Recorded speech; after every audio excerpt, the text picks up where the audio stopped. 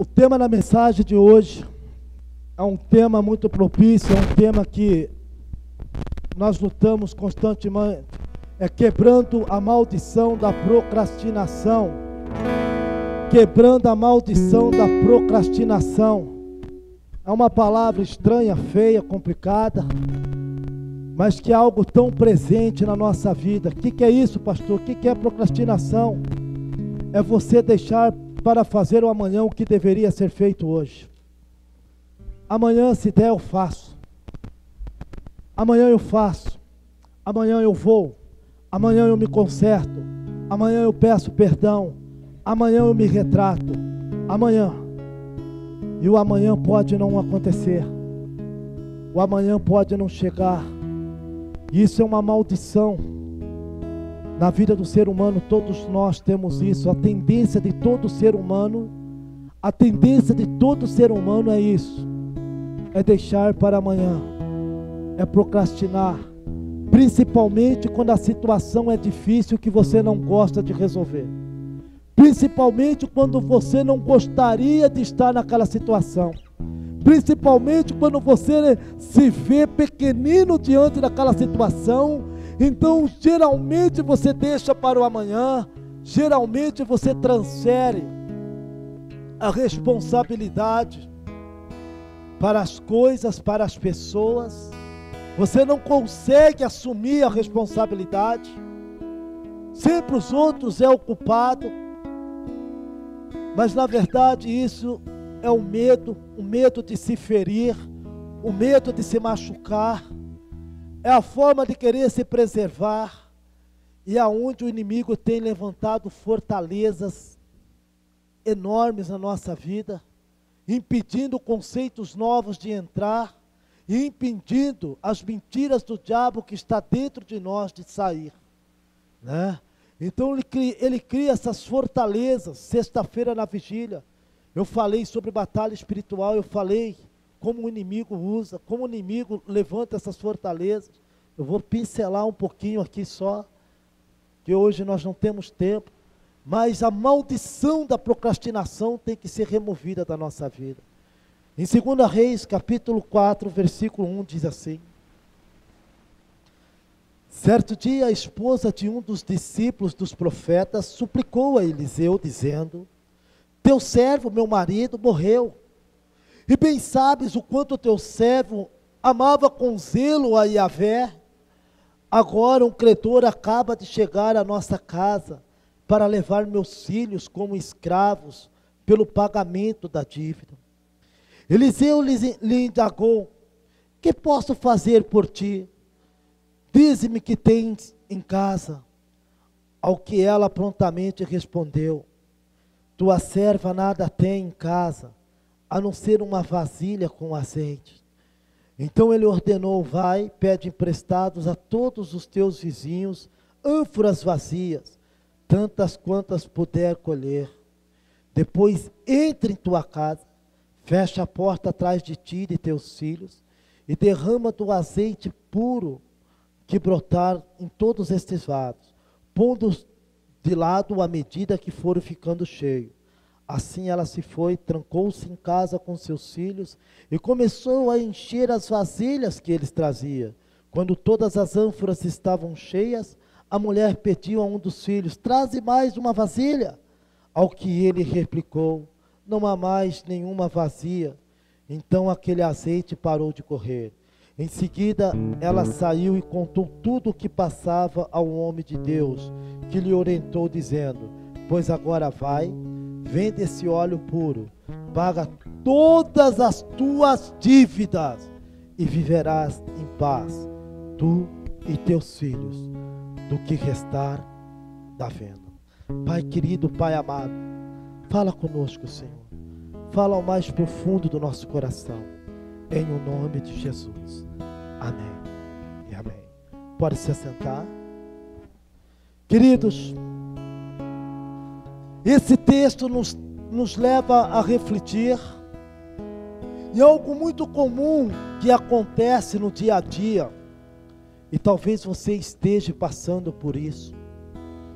Uma pessoa que servia a Deus, A Bíblia é bem clara em falar, ela afirma, ela chega diante do profeta. A palavra profeta significa boca de Deus. Ela chega diante do homem de Deus e fala assim: olha, o meu marido morreu, o meu marido te servia, o meu marido era temente a Deus e te servia com zelo, e agora ele morre, e olha a situação que eu me encontro, sem marido, sem casa, sem dinheiro, e agora querem levar os meus filhos, porque pela lei mosaica, quando uma pessoa tinha uma dívida e não conseguia pagar, os filhos então eram levados como escravo e trabalhariam até pagar a dívida, ou se não por 6 anos, e depois então eles eram soltos. Mas essa era a situação daquela mulher, e eu começo a pensar, se eu e você estivesse no lugar daquela mulher, como será que nós reagiríamos? Do que adianta servir a Deus? Cadê o Deus que fala de prosperidade? Cadê o Deus que fala que é dono do ouro e da prata? Cadê o Deus que fala que me colocaria por cabeça e não por cauda?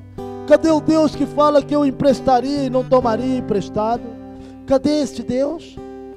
Do que adiantou meu marido servir esse profeta e a esse Deus? Será que eu e você não estaríamos falando a mesma coisa? Será se você não está falando por muito menos que isso? Existe uma teoria que se fala aí de colocar Deus na parede. Querido, você sabe o que é colocar Deus na parede? É você pedir para ele abençoar coisa errada. Isso é pôr Deus na parede. Isso é colocar ele na parede. É quando você quer que ele abençoe algo que viola os seus princípios, porque jamais ele vai contrariar os seus princípios.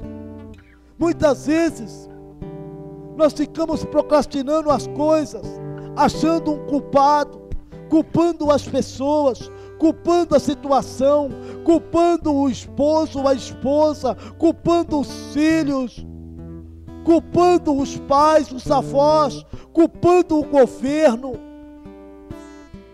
Ficamos transferindo a nossa responsabilidade, e isso é procrastinação. Ao invés de assumir a responsabilidade, ao invés de fazer o que é que deve ser feito, admitir erros é uma das coisas mais nobres. Se você quer ver um cristão maduro, você não vê um cristão maduro pelos dons que ele tem, porque dons é presente, dons não tem nada a ver com santidade, dons é colocado em você. Por isso o Senhor fala que muitos naquele dia falarão: Senhor, em teu nome expulsei demônios, em teu nome curei enfermos, em teu nome. E ele olhará e dirá: afastai-vos de mim, maldito, porque eu não vos conheço. Veja que os dons estavam presentes, veja que era um verdadeiro avivamento, veja que era o sonho de todo homem que trabalha no ministério. Mas Jesus olharia para ele e dizia: apartai-vos de mim, maldito, que eu não vos conheço. Dom é presente, dom você nasce. Silvio Santos é um baita de um evangelista. Se ele se convertesse e dissesse: ai, quem quer Jesus? Era um monte de gente se convertendo.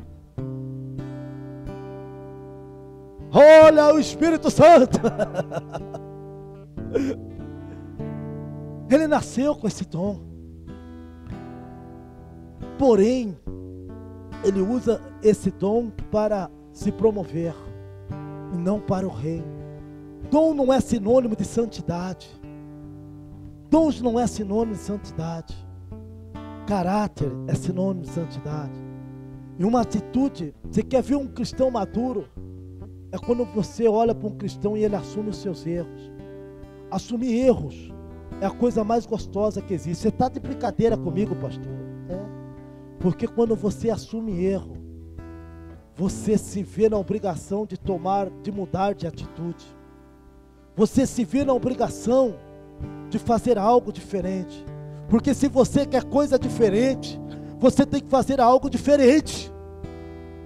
Se você não fizer algo diferente, você nunca vai sair da mesmice. Só que o inimigo começa a criar fortalezas em você. Autocomiseração, fazendo você se sentir vítima de tudo, coitadinho de todos.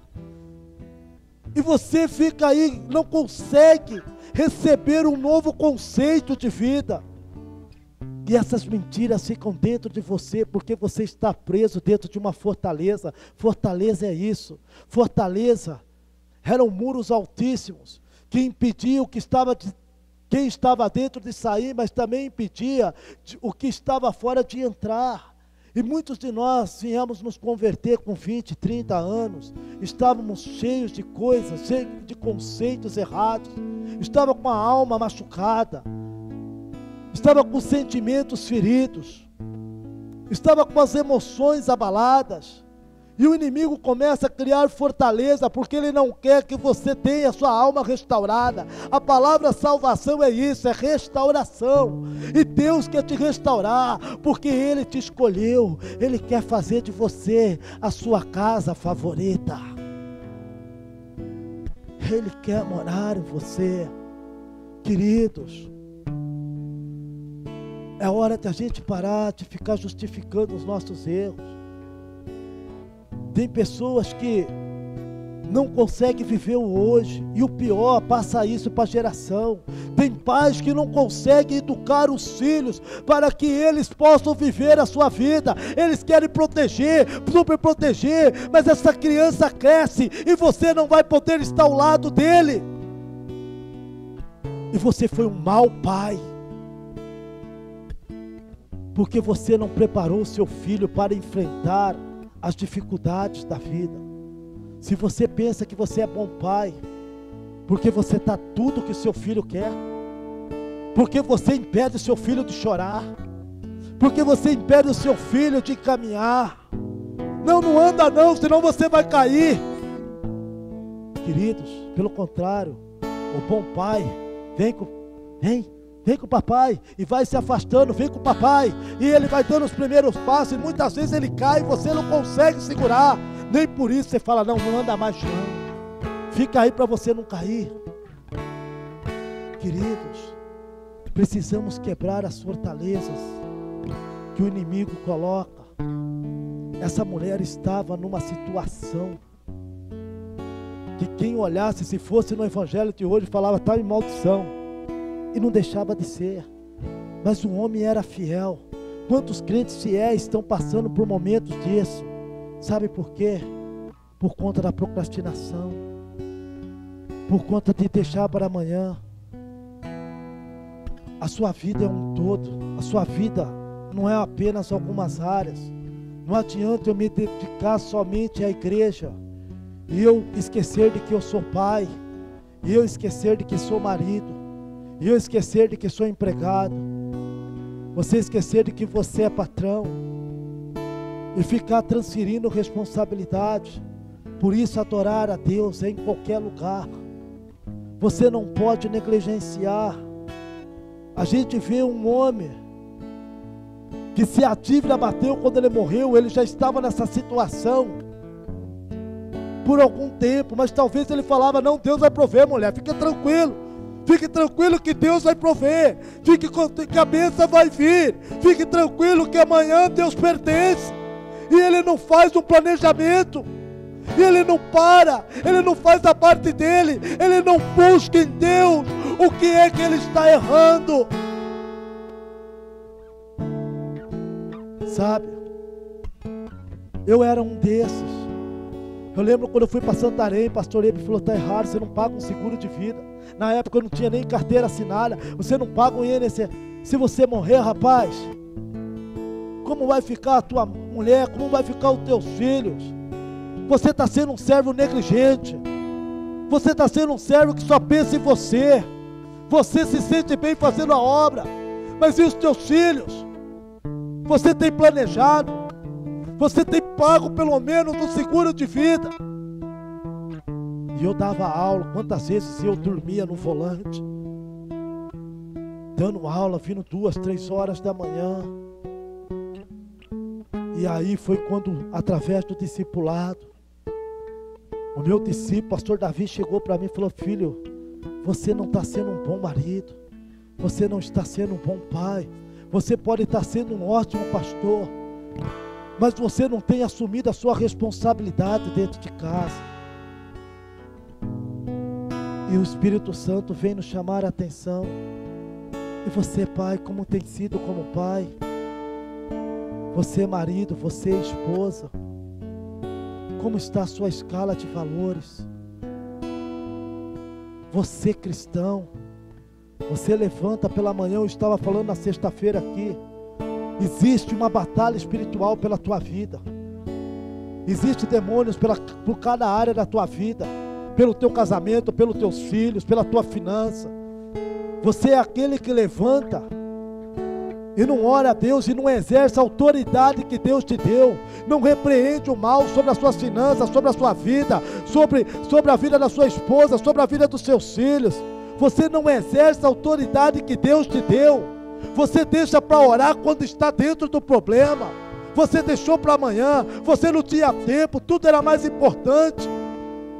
Quantas vezes você chega na empresa, em vez de fazer o que tem que fazer, vai abrir os e-mails, vai entrar no Face e não faz o que tem que fazer. E aí não tem tempo para orar, não tem tempo para meditar, mas entrou no Face. E principalmente quando você tem uma agenda cheia e de coisas que você não gosta, então você vai procrastinando. Depois eu faço isso, vou dar uma navegadinha, vou dar uma olhadinha no Face. Você entra dentro das empresas, roubando os patrões, porque ficam nessa porcaria quando era para trabalhar. Não estudam, não passam na faculdade. Sabe por quê? Porque não estudam, ficam na porcaria. Desculpa eu falar com a palavra dura, mas é o que eu tenho presenciado. Jovens que procrastinam, não aproveitam o tempo de estudar, aí depois vão estudar quando estão casados, aí vai negligenciar o tempo com a família, o tempo com os filhos, porque na hora de estudar não estudaram, porque na hora de se dedicar não se dedicaram, e aí atribui a culpa a Deus, porque é isso que o diabo quer. O diabo entra na nossa mente, fazendo com que nós passemos de coitadinho e atribuímos: onde está Deus? Eu sou dizimista fiel, eu canto, eu vou na igreja, aonde está Deus? Porque essa é a função do diabo, fazer você blasfemar contra Deus, fazer você murmurar contra Deus. Você tem uma empresa e você não para na empresa, você terceiriza tudo, e depois você fala: meus funcionários estão me roubando. Você está no emprego, mas você não é fiel ao seu patrão, você não se dedica, e depois você fala: o diabo está barrando a minha promoção. Queridos, é hora de quebrar a barreira da procrastinação. É um mal que está agindo na vida das pessoas. A esposa não tem mais tempo para o marido, é só para os filhos, só para os filhos. E eu te pergunto: que veio primeiro, o cônjuge ou o filho? Você tem que ter o tempo para o seu cônjuge. Mulheres que tratam os maridos como se fosse criança. Olha, não vai sujar o fogão. Olha, cuidado para não sujar onde ele vem. Olha, pelo amor de Deus. Queridos, ele é teu marido, ele não é teu filho. Ele trabalha junto com você. Trate ele como homem. Isso é uma desonra. Isso é uma desonra. Marido que trata a mulher na ignorância, não amando, não valorizando. Sabe, amanhã se der eu falo com ela, amanhã se der eu levo ela para jantar, amanhã se der eu converso com ela, amanhã se der. Este homem talvez estava nessa situação. Amanhã eu penso na nossa finança, amanhã eu penso nas nossas dívidas. E ele morreu. E ele morreu. E eu começo a analisar um pouco a vida deste homem. E eu começo a me parafrasear com este homem. E eu confesso a vocês que em muitas áreas, infelizmente, eu falei, meu Deus, tenha misericórdia de mim. Era um profeta, era um discípulo de profeta, era um aprendiz de profeta, era homem que andava com profeta. Mas a primeira coisa que eu vejo é que ele focou o ministério e esqueceu a família. E nós temos que lembrar que a primeira igreja é a nossa família. A primeira igreja é a nossa família. Pai, se você não tem tempo para ministrar a sua esposa, para ministrar os seus filhos, para ensinar, para falar da palavra, para orar, você está sendo um procrastinador. Esse homem, ele focou o ministério e esqueceu a família. Sabe, muitas vezes eu cometo isso. Muitas vezes, o meu discipulador, ele fala uma coisa, e esses dias eu fiz um teste, eu falei, meu Deus, eu preciso tomar uma atitude. O meu discipulador, ele sempre fala para mim assim, chegue para o seu filho e pergunte para ele quem é o melhor amigo dele, ou quem é a melhor amiga dela. Se ela pensar para responder, e se ela falar que é o Joaquim lá da escola, é porque você não tem sido um bom pai, é porque você não tem sido uma boa mãe. E eu fiz esse teste, e ele falou, é o fulano de tal. Eu comecei a chorar. Falei, meu Deus, eu não tenho sido um bom pai. Eu já escutei meus filhos falar, o Senhor parece que tem mais tempo para os outros do que para mim mesmo. E eu comecei a pensar e falei, meu Deus, eu não estou tendo tempo nem para mim. Hoje eu liguei para minha mãe, a minha irmã atendeu e falou assim, nossa, eu nem conheci mais sua voz. Eu falei, meu Deus. Aí fui correndo almoçar com ela, que já fazia mais de 4 meses que eu não almoçava com a minha mãe, que mora 2 quarteirão da minha casa. E eu sei que sempre. Então, queridos, nós temos que buscar em Deus. Nós temos que buscar esse equilíbrio. Nós temos, porque Deus é um Deus de equilíbrio. Nós temos que buscar isso. Nós temos que saber que, no meu caso, eu sou pastor, mas eu sou esposo, eu sou pai, eu sou educador, eu sou professor, eu sou servidor. E eu tenho que achar equilíbrio. Você tem que buscar, você não pode negligenciar. Eu não posso deixar o meu serviço enquanto eu estou lá, ou fazer coisas no horário que eu estou pago para trabalhar. Quem está entendendo? Isso é uma maldição. Muita gente acha que demônio só age quando se manifesta em possessão. Mas eu quero te dizer que essas são típicas de atitudes endemonizantes. E é pior do que a possessão, porque você está debaixo de uma influência satânica sem perceber, até que ele puxa a corda e acontece o caos, como foi o caso desta mulher. Outra coisa que eu vejo neste homem é que ele não usou de transparência em relação à sua vida pessoal para com a sua liderança. Ele não falava da sua vida conjugal, ele não falava da sua vida financeira.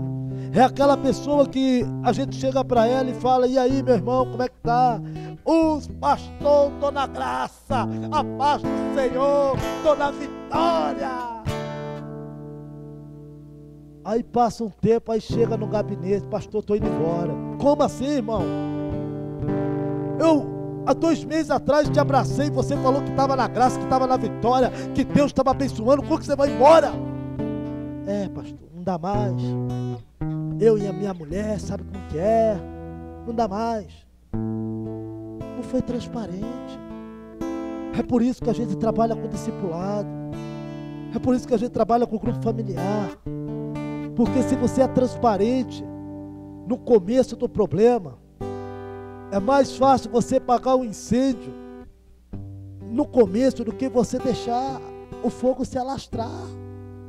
Aí a importância do discipulado, esse camarada, discípulo de Eliseu, rapaz, homem poderoso, ser discípulo de Eliseu, imagine um privilégio, mas não era transparente. Eliseu, estamos juntos e misturados, Eliseu. Aonde que tu vai, Eliseu? Eu também vou. Aonde que você vai, Eliseu? Eu estou lá contigo. Mas nunca falou das suas particularidades. Uma vida de superficialidade. Uma vida de reputação. A reputação é uma das coisas mais diabólicas que acontece na vida de um homem. E ainda dá cá desculpa. Ninguém tem nada a ver com a nossa vida. Isso mesmo. É isso mesmo. Adão já pensou desse jeito. Deus, você não tem nada a ver com a minha vida, não. A minha vida, Deus, é eu que quero direcionar. A vida é feita de escolhas, meu irmão. Realmente ninguém tem nada a ver com a sua vida. O discipulado, eu falo que as pessoas têm de mim o quanto elas desejarem. Elas têm de mim o quanto elas quiserem. Agora o discipulado, não pense em você que eu vou falar o que você quer ouvir. Eu vou falar o que tem que ser dito. Porque um bom discipulador é aquele que tem coragem de falar o que precisa ser dito, mas que tem tempo para te ouvir quando você precisa falar. Discipulado é isso. O camarada estava com a vida enrolada financeiramente. Não, mas o que importante é tocar, o importante é pregar, o importante é estar à frente de um ministério. Irmão, isso tudo é vaidade. Todos aqui sabem como eu comecei, pintando faixa de estacionamento, lá na comunidade de restauração. Foi lá que Deus me buscou, foi lá que Deus me usou, foi lá que eu fui chamado para trabalhar integral. Eu sentava na última cadeira, chegava atrasado e saía mais cedo, dependendo de ônibus, com 2 filhos, e lá para Saltinho. Quantas vezes as crianças com febre, e meu pastor não me liberava para sair antes não, depois que eu trabalhava integral. Eu tinha que ficar orando até o último mesmo. Não queria saber se eu tinha que levantar no outro dia, 5 horas da manhã. Chegava em casa 1 hora da manhã. Daí a minha irmã, quando eu levei ela para lá, depois que eu fui trabalhar integral, aí eu coloquei um ônibus, uma van que ia buscar, porque eu sabia o que eu passava, e eu não queria que as pessoas passassem o que eu passei. Queridos, não adianta você viver de aparência. Você está numa guerra. Deus quer te abençoar. Deus quer sarar o teu caráter. Deus quer sarar a tua família. Deus quer sarar a tua personalidade. A obra de Deus é de dentro para fora. Não adianta eu ser para vocês o que eu não sou para Deus. E não pense para você que eu estou falando aqui como se eu não tivesse falha. Quem anda comigo sabe das minhas falhas, mas sabe das minhas virtudes. Eu não tenho medo, eu não sou aquele pastor que eu não quero relacionamento, porque eu não quero que ninguém veja minhas falhas. Tenho falhas sim, e bastante. É só conversar com minha esposa, que logo logo ela fala umas 1000 para ti. Aí você fala, Deus é misericordioso mesmo. Deus é bom. Queridos, não seja como esse profeta, sabe? Eu, quando eu estou em crise, eu ligo para o meu discipulador e eu até exagero, porque aí eu sei que ele vai orar ainda mais. Falei, pastor Costinho, já está em 30 mil a dívida, pastor, estou doido. O quê? Pois é, o senhor mandou fazer, eu fiz. É só 20, mas eu falei logo 30. Eu sei que ele vai orar dobrado. Eu falei, é brincadeira, pastor. É brincadeira, mas a coisa está assim. O senhor mandou fazer, eu estou fazendo. Queridos, mas eu ligo para ele e falo, olha, não estou bem, não estou conseguindo dormir, olha comigo, a coisa tá, eu presto conta de tudo que eu faço. Às vezes a coisa está meio esquisita lá em casa. Sabe que pastor e pastora tem comunhão intensa às vezes. É verdade. Eu ligo para ele, e aí tá tudo bem? Eu falei, tá não. O senhor trata de orar mais por mim. Esse dinheiro foi emprestado por um cara, por esse profeta, quando ele ainda era vivo. Queridos, eu nunca fiquei devendo nada com a igreja, por isso que eu fico assim, está tudo sob controle, mas dívida não é bênção na vida de ninguém. Lógico que tem que ser programado, que nem a gente está se programando, mas dívida não é bênção. Tem pessoas que, me perdoem, nada particular, anda com carro importado, mas às vezes está morando numa casa que chove dentro, não tem coerência. Os filhos, misericórdia, ele repreende o devorador, mas não é quando um menino vai comer um prato para o buraco do dente e outro para se alimentar, e o cara anda de carro importado.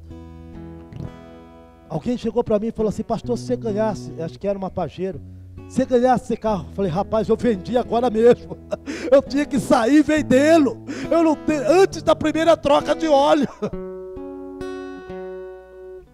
Querida, a gente tem que ser coerente. Não, depois eu penso nisso. Jovem, você está preocupado com o quê? Com celular, você está preocupado com roupa. A Bíblia fala que essas coisas é que o ímpio vai se preocupando, vocês não precisam se preocupar com isso. Você tem se planejado para a sua faculdade? Você tem se planejado por adquirir conhecimento, fazer curso, para que Deus venha te abençoar?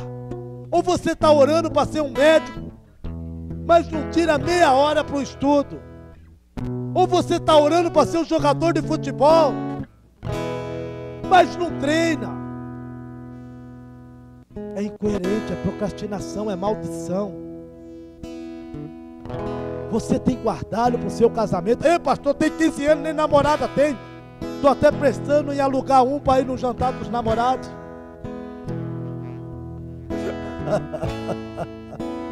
Eu tenho 2 filhos e uma filha, eu alugo, mas com contrato. Estou brincando. Queridos, mas um dia você vai casar.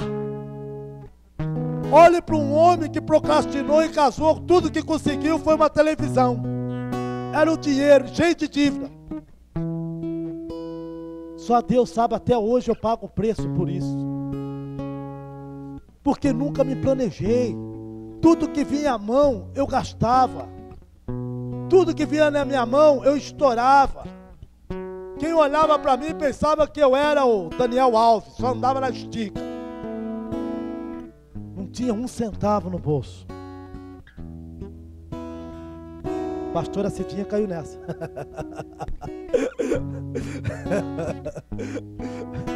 Irmãos, você tem que se planejar. Eu vejo que ele foi aprisionado pelo orgulho. Ele queria viver de aparência, ele queria ter ao lado do profeta.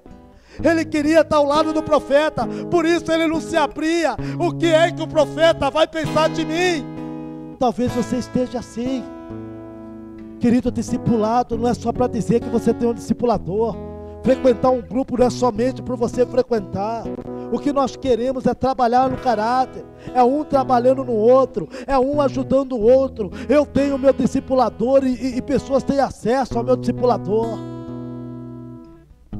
Queridos, por isso só pode discipular quem está debaixo do discipulado. Agora eu não vou entrar na sua vida, em particularidades da sua vida, se você não me permitir. Não tem como eu trazer princípios bíblicos se você fala que tudo está bem, que Deus te abençoe. Vá na tua fé. Queridos, mas se eu falar da minha particularidade, o miserável do meu discipulador, bater com as línguas no dente, eu vou te falar uma coisa. É preferível um escândalo e você ser sarado, de que você um anonimato e você para o inferno com seus segredos guardados. É preferível um escândalo e você ser sarado, do que você, com as suas particularidades, ir para o inferno. Ir para o inferno. Caio Fábio, quem já ouviu falar do Caio Fábio? Homem abençoado, quantos livros eu li do Caio Fábio. O adultério não começa da noite para o dia. Se quando ele começou a ter uma fraqueza pela secretária, ele tivesse aberto isso para alguém, ele poderia ter evitado o caos que chegou. Família destruída, já está no 3º casamento, um filho homossexual, uma filha lésbica.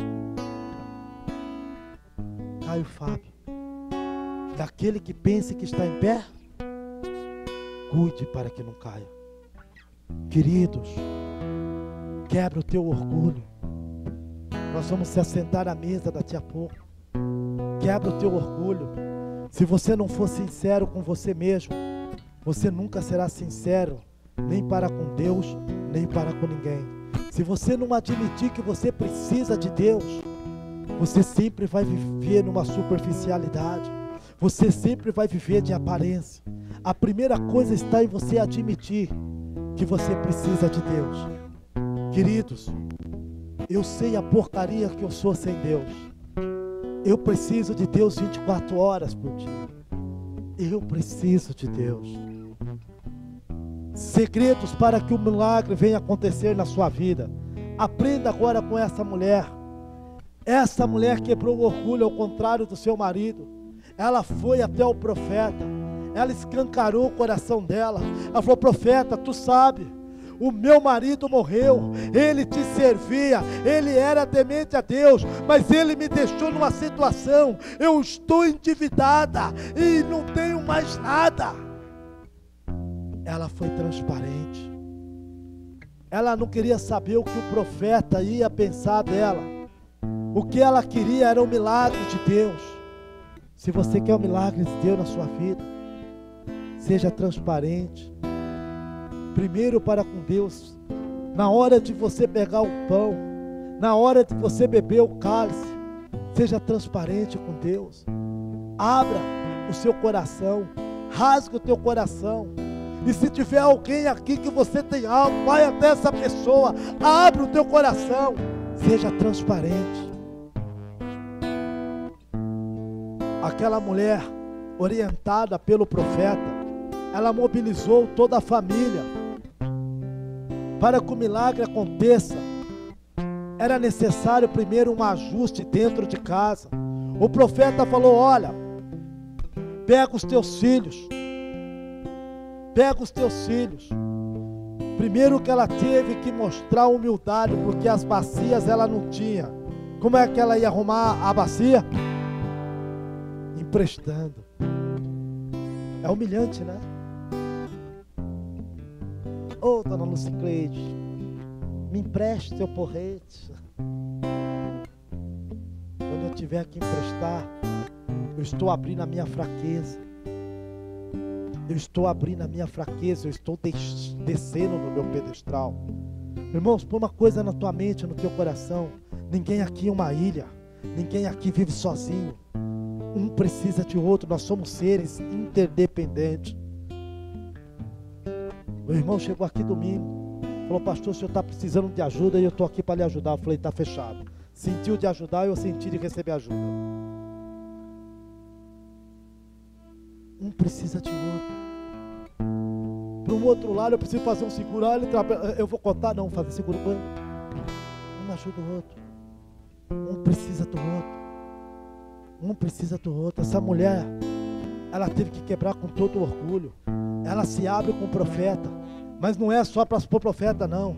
Ela vai nos vizinhos: pelo amor de Deus, me empresta uma vasilha, me empresta uma vasilha, me empresta uma vasilha, me empresta uma vasilha, me empresta uma vasilha, me empresta uma vasilha. Ela entra com as vasilhas e ele fala assim: olha, fecha a porta. Fecha a porta. Você e seus Você e seus, você está vendo? Seus filhos têm que ser participantes. Você tem que ensinar os seus filhos a terem compromisso. Você tem que ensinar o seu filho o que é certo e errado. Você tem que ensinar o seu filho a responsabilidade dele também dentro da casa, para que tenha harmonia. Quantas brigas eu já tive com a pastora lá no passado, por conta de filhos. Você acha que isso é bênção? Não. Porque o dia que você colocar o seu filho na frente do cônjuge, você está idolatrando, e ele passa a ser uma presa fácil de Satanás. Por isso Deus pede Isaac a Abraão, porque 25 anos Abraão esperou por Isaac. Ele tinha tudo para colocar Isaac como primeiro lugar na vida dele, e Deus fala: dai-me Isaac. E Abraão falou assim: acima de Isaac está tu, Senhor. Não precisa fazer tal coisa. Você sabe por que Deus pede Isaac? Para proteger Isaac. Porque se Abraão não dá, Satanás tinha acesso a Isaac, porque ele colocou Isaac no lugar de Deus. Como está a sua vida? Pai, como está a sua vida? O não é muito importante na vida das pessoas. Ela quebrou toda a reputação ao emprestar as vasilhas. Ela teve que estabelecer níveis de valores. Ela teve que priorizar. O profeta fala assim para ela: olha a motivação do teu coração, mulher. Vai, vende o azeite. Azeite era muito caro naquela época. Dá um calote em quem você está devendo e boa, é isso? Pega seus filhos e sai e foge, é isso? Paga toda a tua dívida. Ei, preste atenção, estou acabando. Problema você não foge dele. Problema você enfrenta. Problema você resolve. Quantas pessoas estão no terceiro, quarto casamento? Sabe por quê? Problemas mal resolvidos no primeiro. Se você não aprender a resolver problema, você vai casar, vai passar pelo primeiro, pelo segundo, pelo terceiro, pelo quarto, pelo quinto. Você tem que aprender a resolver problema. Exemplo bíblico: Jacó e Esaú. Jacó só foi abençoado quando ele decide voltar e enfrentar aquele que ele tinha enganado, enfrentar Esaú cara a cara, resolver o que ele deixou para trás. Não é fugindo dos problemas que você vai vencer. Problemas têm que ser resolvidos, problemas têm que ser encarados. Mas muitas vezes você procrastina isso. Não é momento, não é hora, agora não, na outra ceia talvez. Queridos, se você quer um milagre na sua vida, aprenda com essa mulher. Adote esses princípios para a tua vida. Não duvide de que Deus quer amar você. Não duvide de que Deus te ama. Não duvide de que Deus quer fazer um milagre na tua vida. Deus quer mudar a história da sua vida. Você já recebeu uma carta de Deus? Eu quero dizer que a Bíblia tem várias cartas de Deus para você. Mas eu quero passar um vídeo para você agora. Eu quero passar um vídeo, depois nós vamos para a ceia do Senhor. Isso é, se eu conseguir.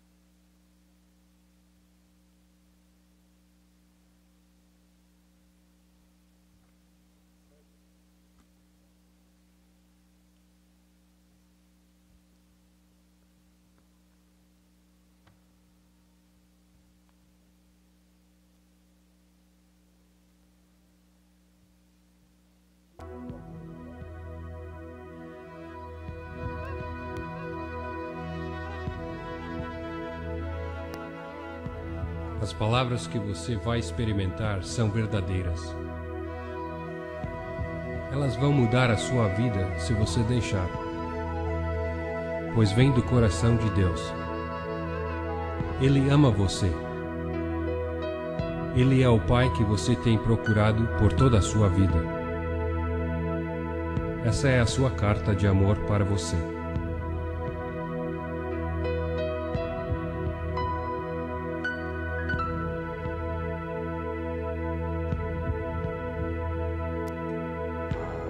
Meu filho, você pode não me conhecer, mas eu sei tudo sobre você. Eu sei quando se senta e quando se levanta.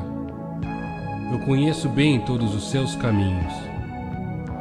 E até os cabelos da sua cabeça são todos contados. Pois você foi feito à minha imagem. Em mim você vive, se move e tem existido. Pois você é a minha descendência. Eu te conheci mesmo antes que você existisse, e escolhi você quando planejava a criação. Você não foi um erro, pois todos os seus dias estão escritos no meu livro. Eu determinei o momento exato do seu nascimento e onde você viveria.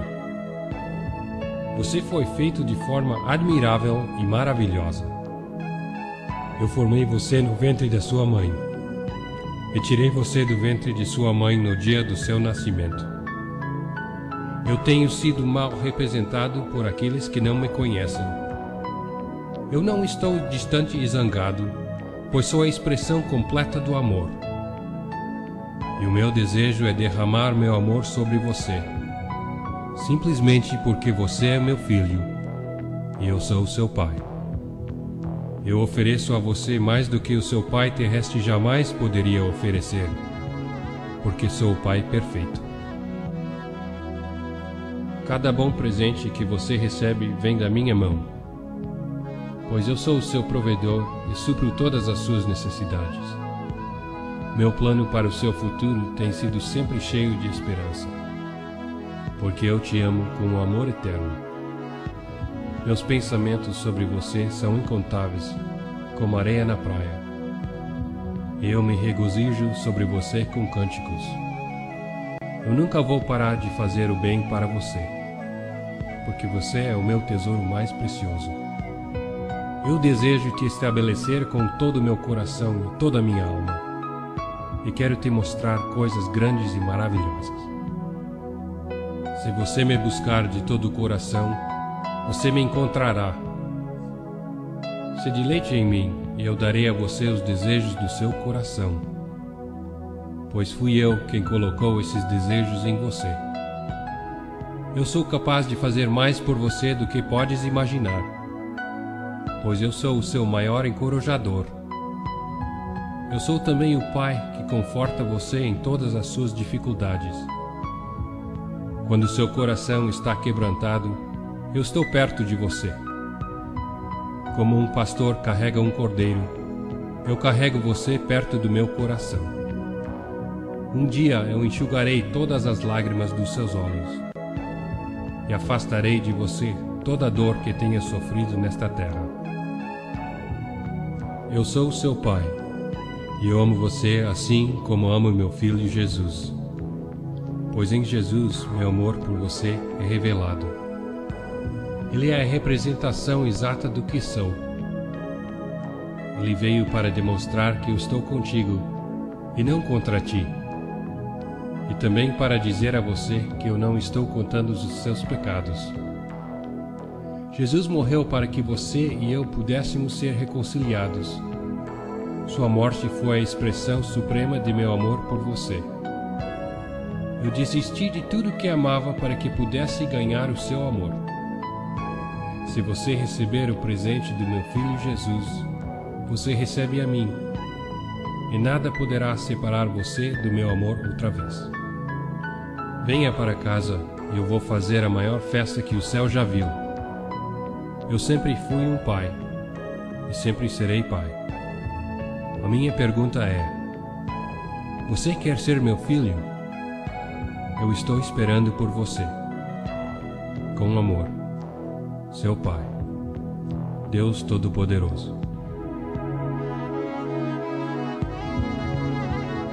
Aleluia. Você recebe o amor de Jesus na sua vida?